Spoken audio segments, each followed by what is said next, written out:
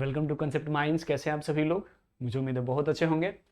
अपने इस फिलोसफिकल ऐसे की जर्नी में हम लोग आगे बढ़ते हैं एंड आज एक और ऐसे हमने सेलेक्ट किया है, thought finds a world and creates one also.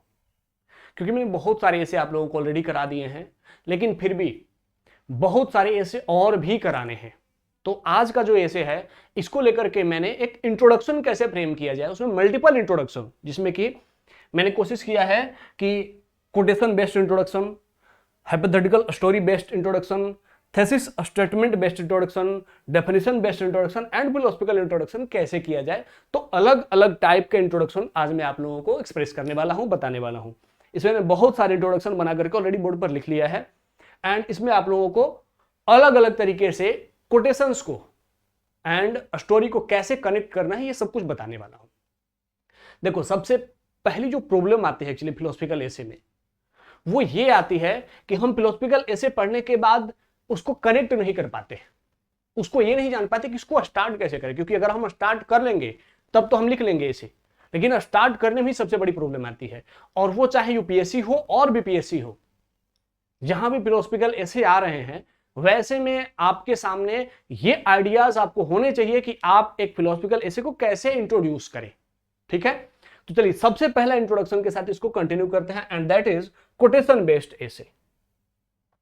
देखो, इसमें आप लोगों को यह भी जानना है कि कोई कोटेशन के साथ जब हम स्टार्ट कर रहे हैं तो उसकी सीक्वेंसिंग कैसी होनी चाहिए, इंट्रोडक्शन में कितने पार्ट्स होने चाहिए और कितने सीक्वेंस होने चाहिए, कैसे सीक्वेंस अरेंज होने चाहिए, यह भी जरूर जानना है। ठीक है, उसको जरूर महसूस करिएगा, ध्यान दीजिएगा। अब जैसे ये कोटेशन के साथ मैंने दो कोट मुझे याद आए थे और ये दोनों बहुत इजी कोट हैं, ऑब्वियसली आपको भी पता होंगे। तो वैसे ही कोट है कि पहला है, we are what our thoughts have made us, so take care about what you think. Vivekananda ji का कोट है कि what we are what our thoughts have made us. हम वही होते हैं जो हमारे विचार हमें बनाते हैं। So take care about what you think, इसीलिए अपने चिंतन का ध्यान रखो। दूसरा गांधी जी का है and this is more famous, आप लोग जरूर अपडेट होंगे कि a man is but the product of his thoughts. आदमी कुछ नहीं बल्कि अपने विचारों का सृजन होता है। What he thinks he becomes, वह जैसा सोचता है वैसा ही बन जाता है। गांधी जी का ये कोट है। अब देखो, ये कोट पूरा ऐसे के पूरे लाइन के साथ कनेक्टेड नहीं है, लेकिन उसके आसपास है। तो अब उसके आसपास है तो इसको क्या करना है, इसको एक्सप्लेन करके और फिर ऐसे से कनेक्ट करना है। अब कैसे करेंगे वो देखिए। इसके बाद का जो पैराग्राफ है वो है, ध्यान से देखिएगा, कोटेशन के बाद का पैराग्राफ हमेशा उसको एक्सप्लेन करके होना चाहिए। अब यहां पे मैंने एक्सप्लेन किया है, the nature of our thoughts often determines the world we perceive and the company we attract. क्या है? The nature of our thought, हमारे विचारों की, हमारे थॉट की जो नेचर होती है वही डिटरमाइन करती है, वही निश्चित करती है, वही बताती है कि हम जिस वर्ल्ड में रहते हैं या कैसे लोगों के साथ रहेंगे और कैसा व्यवहार करेंगे। A mind inclined towards goodness discovers goodness in others. जो अच्छा दिमाग होता है, जिसमें कि एथिक्स होती है, नैतिकता होती है, वह अच्छे लोगों को अपनी ओर अट्रैक्ट कर लेता है। While a mind dominated by suspicion and negativity tends to see the same qualities in the world around it. अगर किसी दिमाग में नकारात्मकता है, नेगेटिविटी है एंड सस्पिशन है, तो वह दुनिया को भी उसी नजर से देखता है और वैसे ही लोगों को अपनी ओर अट्रैक्ट कर लेता है। तो सबसे पहले जब आप कोट्स के साथ स्टार्ट कर रहे हैं तो कोट के बाद एक्सप्लेनेशन होना चाहिए, उसके बाद किसी ना किसी स्टोरी के साथ उसको कनेक्ट करना होता है। अब यहां पर देखिए, मैंने एक स्टोरी कनेक्ट की है and this is very famous story of Mahabharat. Story कोई खास नहीं है। The Mahabharata beautifully illustrates this thought in Duryodhana and Yudhishthira. Duryodhan and Yudhishthir में महाभारत ने इस थॉट को ब्यूटीफुली एक्सप्रेस किया है। कैसे? Once while asking bye Guru Drona about the people around, एक बार गुरु द्रोण के द्वारा पूछे जाने पर, आसपास के लोगों के बारे में पूछे जाने पर, Duryodhana saw flaws and hostility everywhere. Duryodhan ने सब में कमियां और बुराइयां ही देखी। Yudhishthira could recognize virtue even amidst human imperfections, जबकि युधिष्ठिर को लोगों में मूल्य और नैतिकता दिखी। लोगों में कमियों के बावजूद उनमें मूल्य और नैतिकता दिखी। अब उसके बाद आते हैं Duryodhan's world view found resonance in the company of Shakuni, Karna and Dushasan. और दुर्योधन की जैसी दृष्टि थी, जो वर्ल्ड व्यू था, उसी ने वैसी ही उसके आसपास संगति बना दी, वैसे ही लोग उसके पास इकट्ठा हो गए। क्योंकि वो दुनिया को गलत देखता था, बुरा मानता था, तो उसकी संगति बुरे लोगों की हो गई। Whereas Yudhishthir's disposition draw him towards the affection of Lord Krishna, जबकि युधिष्ठिर का जो डिस्पोजिशन था, उसने क्या किया, क्योंकि वो पॉजिटिव था, एथिकल था, तो उसने भगवान कृष्णा को अपनी ओर अट्रैक्ट किया।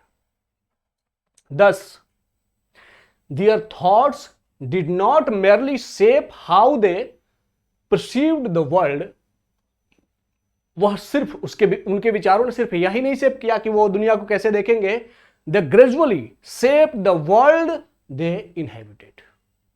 दुनिया ने धीरे धीरे, उनके विचारों ने धीरे धीरे उनके आसपास वैसी ही दुनिया भी बना दी।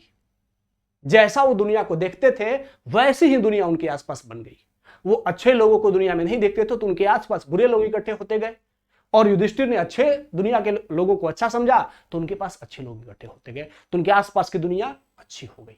अब उसके बाद हम कहेंगे, so observing this story we can say that, अब ऐसे का लाइन पूरा कनेक्ट कर देंगे, thought finds a world and creates one also. तो यहां पे आप लोगों को कोटेशन के साथ स्टार्ट करने के साथ क्या करना चाहिए समझ में आ गया। सबसे पहले कोटेशन के साथ क्या करना चाहिए, कोटेशन को एक्सप्लेन करना चाहिए, उसके बाद किसी स्टोरी के साथ उसे कनेक्ट करना चाहिए, और लास्ट में जो ऐसे के लाइंस होते हैं उसके साथ पूरा पूरा उसको जस्टिफाई कर देना चाहिए। तो ये होता है कोटेशन बेस्ड इंट्रोडक्शन। दूसरा इंट्रोडक्शन आप लोग देखो, ये डेफिनेशन बेस्ड इंट्रोडक्शन है। अब डेफिनेशन बेस्ड इंट्रोडक्शन में फिलोसफिकल में स्पेशली, क्योंकि अगर आपके साथ ऐसा कोई क्वेश्चन ऐसे पूछा जाए कि सिंपल सब्जेक्टिव ऐसे, जिसमें कि वुमेन इंपावरमेंट, जेंडर जस्टिस, तो ऐसे वर्ड्स को एक्सप्लेन करना आसान होता है, इनका एक्सप्लेनेशन हमें आसानी से आता है। लेकिन यहां पर अगर कोई फिलोसफिकल स्टेटमेंट आ जाए तो उसकी डेफिनेशंस को ढूंढना थोड़ा मुश्किल होता है, लेकिन इम्पॉसिबल नहीं है, आसान ही है। बस प्रैक्टिस से अपने आप को परफेक्ट किया जा सकता है। अब इसको कैसे करेंगे, तो उस ऐसे में thought creates a world and shapes a world and creates a world, तो शेप भी करता है, क्रिएट भी करता है, तो इसमें दो पार्ट है। तो मैंने क्या किया, सबसे पहले उसके पहले पार्ट को लिखा, thought finds a world is a great philosophy which express inner and outer view of context. Thought finds a world, विचार दुनिया को ढूंढ लेता है। यह क्या है, यह एक ग्रेट फिलॉसफी है जिसको दो तरीके से, दो व्यू में एक्सप्रेस किया जा सकता है, इनर एंड आउटर व्यू। मतलब एक अपने अंदर में ही इसको सोचा जा सकता है और एक बाहरी दुनिया में भी इसको महसूस किया जा सकता है। In inner view it says, अपने आंतरिक स्तर पर यह क्या कहता है कि our thought find justification of our actions. हमारे विचार हमारे एक्शन को क्या करते हैं, जस्टिफिकेशन दे देते हैं, जस्टिफाई कर देते हैं, उसको सही ठहरा देते हैं। Like a corrupt and evil man also justifies his acts with needs and circumstances. जैसे एक करप्ट आदमी अपने काम को जस्टिफाइड कर देता है कि मैं तो इसलिए करप्ट हूं, ये मेरी जरूरत है, या भाई सभी करप्ट हैं तो वहां पर मैं ईमानदार रहूंगा तो मैं कुछ नहीं कर सकता। तो ऐसे करके क्या करता है, थॉट्स फाइंड्स अ वर्ल्ड, जो विचार होते हैं वह अपने लिए एक दुनिया ढूंढ लेते हैं। जैसा विचार है उसको अपने अंदर ही एक जस्टिफिकेशन मिल जाता है। यह है inner view of the context. And the next is whereas in outer world people with same mindset attract one another. जबकि आउटर व्यू में क्या होता है कि जो सेम माइंडसेट के लोग होते हैं वो उसी माइंडसेट के लोगों को अपनी ओर अटैक कर लेते हैं। इसीलिए हमारे दुनिया में क्या है, बहुत सारी, जैसे हम पॉलिटिकल लेवल पे देखें तो like groups of right wing and left wing. जो राइट विंग माइंडसेट का होता है वो राइट विंग पीपल को अपनी ओर अट्रैक्ट कर लेता है और उनका अपना ग्रुप बन जाता है, और लेफ्ट विंग वालों का अपना ग्रुप बन जाता है। तो ये क्या है, thought creates a world, sorry thought finds a world. Thought ने क्या किया, एक वर्ल्ड को फाइंड कर लिया, जैसा अंदर का थॉट था वैसे ही बाहर से दुनिया बना ली, वैसे ही लोगों को अपनी ओर अट्रैक्ट किया और एक पूरा का पूरा ग्रुप बना लिया। तो इसको हमने क्या किया, इस कंटेक्स्ट को मैंने इनर एंड आउटर दोनों स्तर पर एक्सप्रेस कर दिया। फिर आते हैं second part of the essay, thought creates a world is also have inner and outer views. उसके बाद हम दूसरे पार्ट को एक्सप्लेन कर रहे हैं। वी हैव सीन, अब ये क्या है कि कह रहा है कि thought creates a world, thought एक वर्ल्ड क्रिएट भी करता है। ओके अब इसमें क्या है कि जैसे कैसे क्रिएट करता है, तो इसका भी एक इनर और आउटर पर्सपेक्टिव है। इनर पर्सपेक्टिव क्या है, we have seen many spiritual sadhus in meditation and tapasya. हमने बहुत सारे साधुओं को देखा है मेडिटेशन करते हुए, तपस्या करते हुए। They create a inner world to live and interact with. वो अपने अंदर ही एक संसार बना लेते हैं, उन्हें बाहर के संसार से कोई मतलब नहीं होता है, कोई इंटरेक्शन ही नहीं करते। वो अंदर ही अंदर अपने ब्रह्म और जीव के साथ मिल करके, कि ये ब्रह्म और जीव का, उसी में अपने आप को अपनी दुनिया बना करके उसी में ध्यान में लगे रहते हैं। तो उन्होंने क्या किया, अपने अंदर एक दुनिया बना ली, अपने विचारों के अकॉर्डिंग अपनी दुनिया अपने अंदर बना ली। ठीक है, interact with and do not care of outer world. और फिर उनके बाद उनका बाहर की दुनिया से कोई मतलब नहीं रह जाता। Their thought of the ultimate reality of Brahma and atma mimic the outer world as a set of non permanent.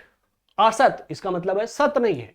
उसके बाद जो उनका अपना जो वर्ल्ड व्यू है, जो आउटर वर्ल्ड के लिए व्यू है कि बाहर की दुनिया क्या है, ये नॉन परमानेंट है, असत है, सत्य नहीं है। सत्य मतलब परमानेंट होता है, तो वो सत्य नहीं है। सत्य क्या है, ब्रह्म एंड आत्मा। और अब वो ब्रह्म एंड आत्मा को सत्य मान करके, क्योंकि वही परमानेंट है, उसको अपने अंदर ढूंढने लगते हैं और उसी वर्ल्ड में वो खो जाते हैं। वो फिर इस बाहर की दुनिया, क्योंकि वो बाहर की दुनिया को असत्य मानते हैं, अंदर की दुनिया को सही मानते हैं, रियल मानते हैं, तो वो उधर बना लेते हैं अपनी अलग दुनिया।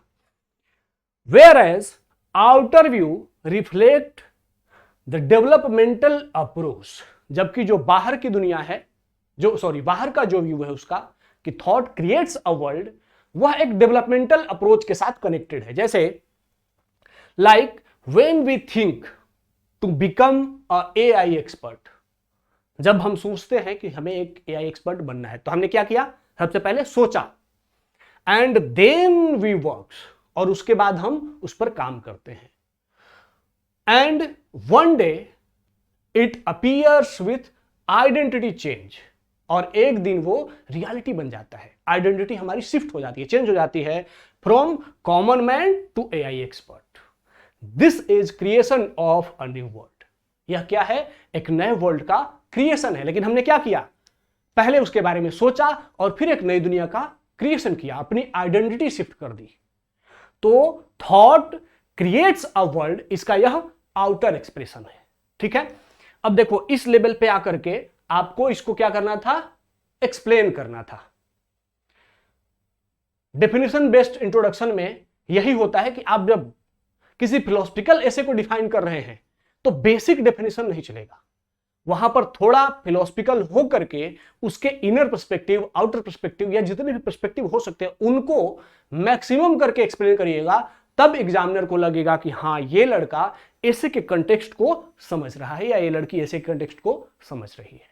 ठीक है, तो ये हो गया डेफिनेशन बेस्ड इंट्रोडक्शन। ये भी बहुत अच्छा होता है, जिस तरीके से मैंने एक्सप्लेन किया वो एग्जामिनर को जरूर अट्रैक्ट करेगा। ठीक है, तो ऐसे को मैंने जितने पार्ट्स हो सकते थे उतने पार्ट में ब्रेक किया और उसके अलग अलग पार्ट को क्या किया, डिफाइन किया। अब एक थर्ड इंट्रोडक्शन की ओर आते हैं, and that is hypothetical story. अब हाइपोथेटिकल स्टोरी क्योंकि एक स्टोरी है, two stranger man in a same village. जैसे आप इसको ऐसे स्टार्ट कर सकते हैं कि in a small village two travellers arrived on the same evening and stayed at the same inn. एक गांव में दो ट्रेवलर्स आए, सेम इवनिंग को आए और एक सराय में सेम इन में आकर के ठहर गए। The innkeeper warn them, जो इन कीपर है उसने क्या किया, उनको वार्न किया कि विलेज में जो लोग रहते हैं वो बार बार कन्फ्लिक्ट करते हैं और किसी स्ट्रेंजर को डाउट करते हैं, पसंद नहीं करते। इनकीपर जो होटल का मैनेजर है उसने क्या किया, गांव में उन लोगों को वार्न किया कि गांव के लोग बाहरी लोगों को पसंद नहीं करते हैं। अब उसके बाद पैराग्राफ चेंज करके आप लिखेंगे कि फर्स्ट ट्रेवलर ऑलरेडी डिस्ट्रेस्टफुल, जो पहला वाला ट्रेवलर है ऑलरेडी तनाव में है, ऐसा ही वो सोचता है, डिस्ट्रेसफुल ऑफ पीपल, लोगों के बारे में ऐसा ही सोचता है। तो उसे सभी आसपास के सभी लोगों में उसे क्या दिखने लगा, angry face and close doors दिखने लगे, टाइम टाइम पर उसे झगड़े सुनाई देने लगे। बाय मॉर्निंग उसने कंक्लूजन निकाला कि विलेज काफी होस्टाइल एंड डेंजरस है। तो जैसा उसने सोचा था वैसा कंक्लूजन निकाल लिया।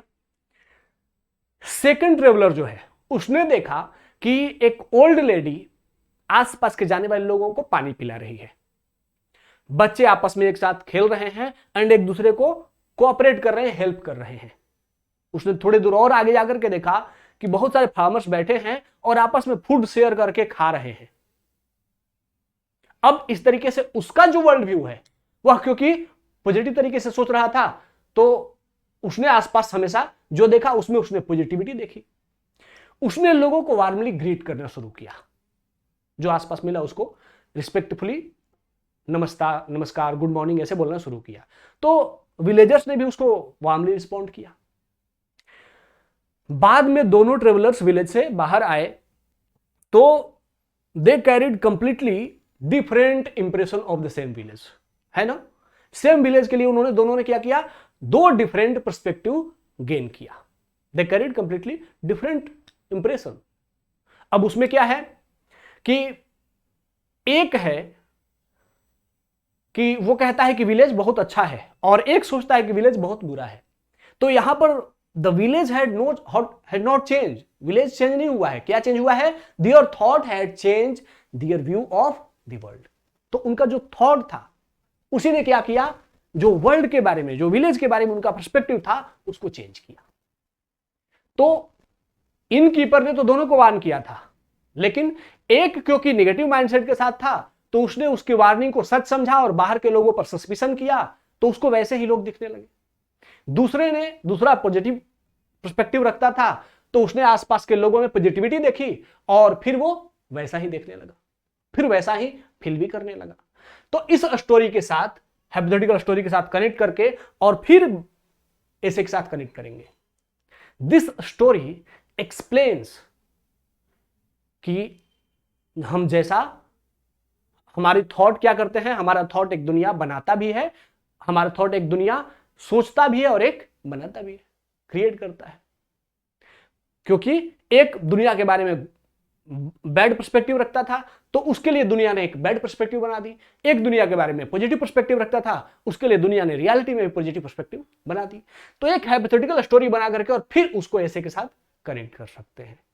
अब आता है अगला वाला तरीका, थेसिस स्टेटमेंट बेस्ड इंट्रोडक्शन। देखो, थेसिस स्टेटमेंट बेस्ड इंट्रोडक्शन का मतलब होता है कि आप इंट्रोडक्शन के स्टार्ट से ही एक स्ट्रॉन्ग ओपिनियन के साथ बात करो, ठीक है। अब क्योंकि मैं अभी जस्ट ये कहानी आप लोगों को बता रहा था तो उस समय मेरे दिमाग में कहानी थी, उसी के साथ कनेक्ट करके मैंने एक थेसिस स्टेटमेंट बनाया। ध्यान रखिएगा कि अगर आपको थेसिस स्टेटमेंट बेस्ड इंट्रोडक्शन करना है तो उसको कैसे करना चाहिए।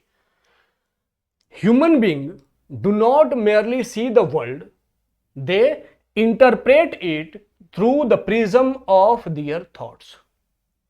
ह्यूमन बीइंग क्या करते हैं, do not merely see the world, वो सिर्फ दुनिया को देखते नहीं हैं बल्कि उसी तरीके से दुनिया को देखते हैं जिस तरीके के उनके विचार होते हैं।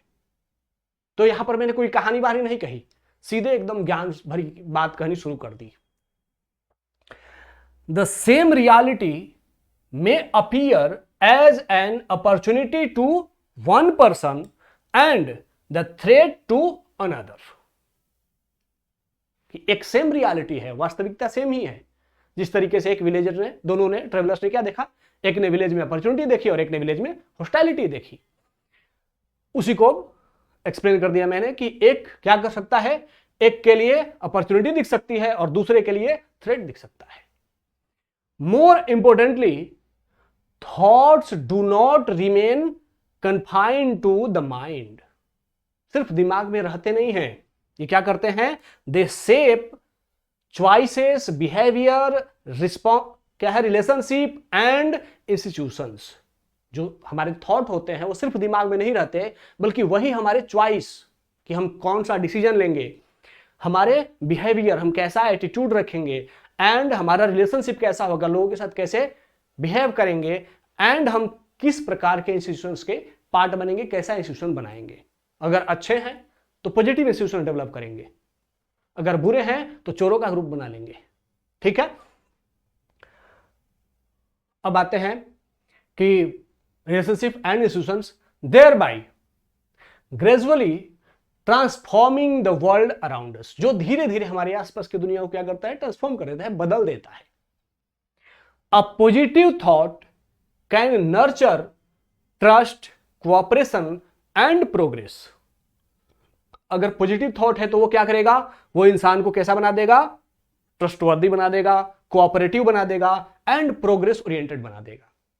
While a negative thought can create suspicion, conflict and isolation. और फिर वो इंसान को अलग बना देगा, डाउटफुल बना देगा। Thus thought is both a lens through, thought क्या है, एक लेंस भी है, through which we discuss the world, discover the world, जैसा हम दुनिया को देखते हैं, एंड अ फोर्स, और एक फोर्स भी है, थ्रू विच वी क्रिएटेड, जिससे हम दुनिया को क्रिएट करते हैं। तो ये क्या, लास्ट में क्या किया हमने, ऐसे के लाइन के साथ उसको कनेक्ट कर दिया पूरे कंटेक्स्ट को। अब ये होता है थेसिस स्टेटमेंट बेस्ड इंट्रोडक्शन। इसमें हमने कुछ भी इधर उधर की, ना कहानी कही, ना कोट कहा, ना कुछ कहा, लेकिन एक क्या किया, एक इंपैक्टफुल तरीके से, मतलब strong words and quality presentation के साथ अपनी बातों को एक्सप्रेस किया बिना किसी लाग लपेट के। इसे कहते हैं स्ट्रेट फॉरवर्ड सेइंग्स। तो यह भी एक बहुत अच्छा इंट्रोडक्शन है, थेसिस बेस्ड इंट्रोडक्शन। लेकिन इसको लिखने के लिए आप में उतने पावरफुल वर्ड्स भी होने चाहिए और वैसी पावरफुल मैच्योरिटी भी चाहिए कंटेंट की। थोड़ा नेक्स्ट लेवल पर आकर के ये अपडेट होता है। जरूरी नहीं कि इसको आप एग्जाम में कैरी करो, लेकिन अगर कैरी करते हो तो ये भी बहुत अच्छा इंप्रेशन देता है। ठीक है, हर ऐसे का इंट्रोडक्शन जितने भी हमने डिस्कस किया वो सब अच्छा आपको वहां पर प्रेजेंट करते हैं, लेकिन यह भी ठीक ठाक इंप्रेशन देता है, लेकिन इसके लिए थोड़ा क्वालिटी वर्ड्स जरूर चाहिए। ओके, तो इस तरीके से हमने कोटेशन बेस्ड देख लिया, हाइपोथेटिकल स्टोरी देख लिया, थेसिस बेस्ड देख लिया, डेफिनेशन बेस्ड देख लिया। अब आते हैं फिलोसफिकल एसे बेस्ड। फिलोसफिकल इंट्रोडक्शन एक स्ट्रॉन्ग इंट्रोडक्शन होता है, जो कि शुरू में ही एग्जामिनर को फील करा देता है कि यह लड़का काफी रिच नॉलेज रखता है और इसका जो व्यू है वो काफी स्ट्रॉन्ग है, काफी स्ट्रॉन्ग माइंडसेट के साथ है, काफी मैच्योर है। लेकिन इसको आपको होमवर्क में दिया गया है। आप लोगों को क्या करना है कि जैसे अद्वैता फिलॉसफी है शंकराचार्य का, अहम ब्रह्मस्मि तत्त्वमसि, इसके साथ इस ऐसे को स्टार्ट करना है। अगर आप करके लिख रहे हैं, इसको इंट्रोड्यूस करें, तो आप लोग कमेंट में जरूर लिखिए और एक फिलोसफिकल इंट्रोडक्शन लिख करके कमेंट में शेयर करिए। साथ ही इसका और भी कोई इंट्रोडक्शन लिख सकते हैं तो लिख करके कमेंट में शेयर करिए, हम लोग जरूर कमेंट करेंगे। ठीक है, लेकिन आप लोग इसका ये मत सोचिएगा कि मैंने इसको छोड़ दिया। मैं एक नेक्स्ट टॉपिक के साथ फिलोसफिकल इंट्रोडक्शन के साथ जरूर कनेक्ट करूंगा आप लोगों के साथ। ठीक है, तो बस आप लोगों की अपनी रिस्पॉन्सिबिलिटी है, उसके साथ साथ इस चैनल को शेयर करिए, सब्सक्राइब करिए और दोस्तों के साथ भी शेयर करिए। और कनेक्ट होना चाहते हैं तो आप लोग एक टेलीग्राम चैनल का मैंने आप लोगों को यहाँ पे नीचे लिंक शेयर किया हुआ है, उसमें आकर के आप लोग कनेक्ट कर लीजिए, ताकि आप लोगों को ये पूरा पीडीएफ भी मैं आप लोगों के साथ शेयर कर दूंगा। ठीक है, तो चलिए आज के सेशन को यहाँ एंड करते हैं, मिलते हैं नेक्स्ट सेशन में, तब तक के लिए धन्यवाद, जय हिंद।